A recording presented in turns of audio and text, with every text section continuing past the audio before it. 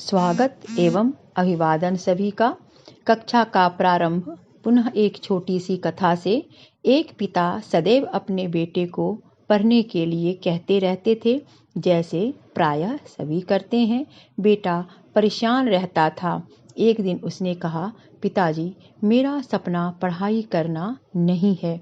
मैं music, dance वगैरह सीखना चाहता हूँ, दुनिया घूमना चाहता हूँ। इसलिए हमेशा पढ़ने के लिए मत कहा करें। मेरे सपनों को आप भी समझें। पिता बोले, मैं तुमसे सहमत हूँ। मुझे भी तुम्हारी उम्र में पढ़ना अच्छा नहीं लगता था, पर एक बात मैंने देर से समझा। फिर वह अपने बेटे को घर के बाहर ले जाकर घर को दिखाते हुए बोले, मेरी बात को ध्यान से सुनो। यह जो अपना मकान है ना, सोचो कि यह बहुमंजिली इमारत है, और हाँ, मंजिलें तेरे सपनों के जैसी ही हैं।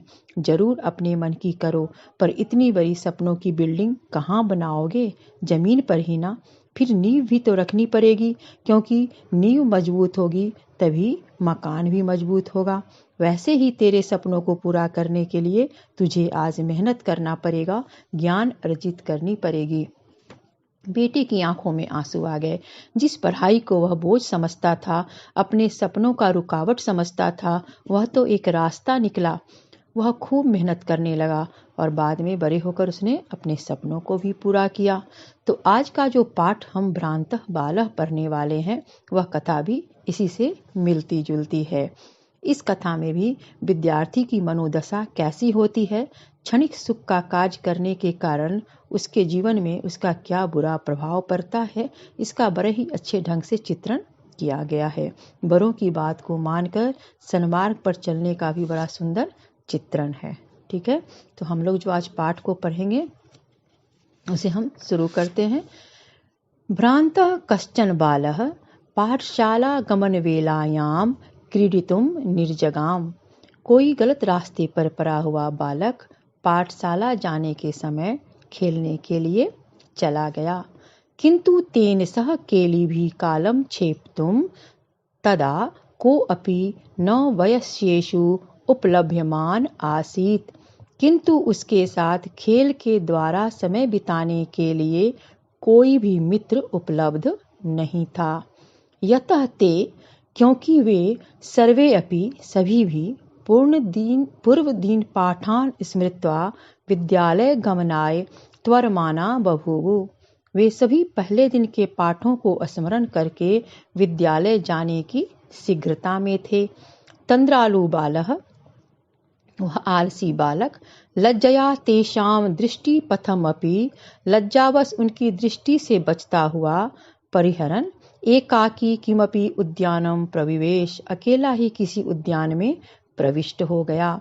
स चिंतयामास, वह सोचा, विरमन्तु एते बराकाः पुस्तक दासाः, अहम तु आत्मनं विनोदयिष्यामि।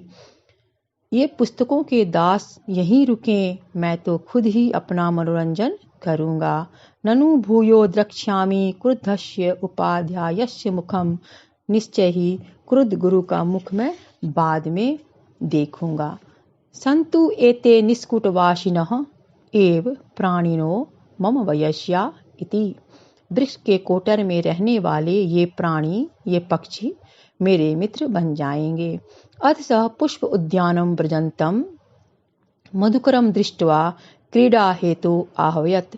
तब उसने उस उपवन में घूमते हुए भौरों को देखकर खेलने के लिए उन्हें बुलाया। सह द्वित्रिवारम आह्वानम एव न मानयामास। उस भौरे ने उसकी 2-3 आवाज पर भी उस पर ध्यान नहीं दिया, क्योंकि वो अपने काम में मग्न था। ततो भूयः भूयः हठम आचरति बाले सह अगायत। तब बार बार हठ करने वाले उस बालक के प्रति वह गुनगुनाया। क्या बोला? वयम ही मधु संग्रह व्यग्रास इति, हम तो पराग संचित करने में व्यस्त हैं। तदा सह बालः कृतम अनेन मिथ्या गर्वितेन कीटेन।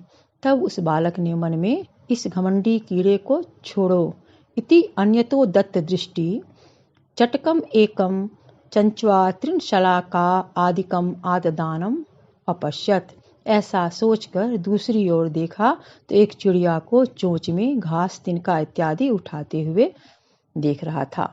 उवाच च, बोला, अयि चटकपोत, अरे छोटी चिड़िया, मानुषस्य मम मित्रम भविष्यसि, क्या तुम मुझ मनुष्य का मित्र बनोगी? एहि क्रीडावः, आओ खेलते हैं। त्यज शुष्कम एतत् तृणम, इस सूखे तिनकों को छोड़ दो। स्वादुनि भक्ष्य वनानि ते दास्यामि, मैं तुम्हें स्वादिष्ट खाद्य की वस्तुएं दूंगा। स तु नीरः कार्यो बट द्रुम शाखायां तद्यामि कार्येन इति उक्त्वा स्वकर्म व्यग्रो बभूव। मुझे बरगद के पेड़ की शाखा पर घोंसला बनाना है, अतः मैं काम से जा रहा हूँ। यह कहकर वह अपने काम में व्यस्त हो गया। कौन? वह छोटी सी चिड़िया। तदा खिन्नः बालकः एते पक्षिणः मानुषेषु न उपगच्छन्ति, तब वह दुखी बालक, ये सभी पक्षी मनुष्यों के समीप नहीं आते। तत् अन्वेष्यामि अपरम मानुषोचित विनोदयितारम इति, तब मैं किसी दूसरे मनुष्य के साथ खेलने वाले, मनोरंजन करने वाले को ढूंढता हूँ। इति विचिन्त्य पलायमानम कमपि श्वानम अवलोकयत, ऐसा सोचकर उसने किसी भागते हुए कुत्ते को देखा। प्रीतः बालः तम इत्थम संबोधयत, खुश होकर उस बच्चे ने, बालक ने उसको कहा, रे मानुषाणाम मित्र, अरे मनुष्यों के मित्र, किम पर्यटसी अस्मिन् निदाग दिवसे, क्यों इस गर्मी में व्यर्थ घूम रहे हो? आश्रयस्व इदं प्रयच्छाय शीतलम तरुमूलम, इस घने और शीतल छाया वाले पेड़ का आश्रय ले लो। अहमपि क्रीड़ा सहायम त्वामेव अनुरूपम पश्यामि इति, मैं भी खेलने के लिए तुम जैसे को ही ढूंढ रहा हूँ।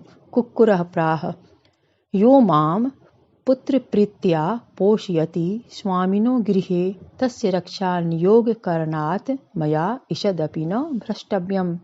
जो मुझे पुत्र के समान पालित पोषित करता है, पोषण करता है, उस स्वामी के घर की रक्षा के कार्य में लगा हुआ हूँ। मुझे इसके से थोड़ा सा भी हटना नहीं चाहिए। सर्वैः एव निषिद्धः सः बालः विघ्नितः मनोरथः सन्, कथम अस्मिन् जगति प्रत्येकम स्व स्व कृत्ये निमग्नः भवति।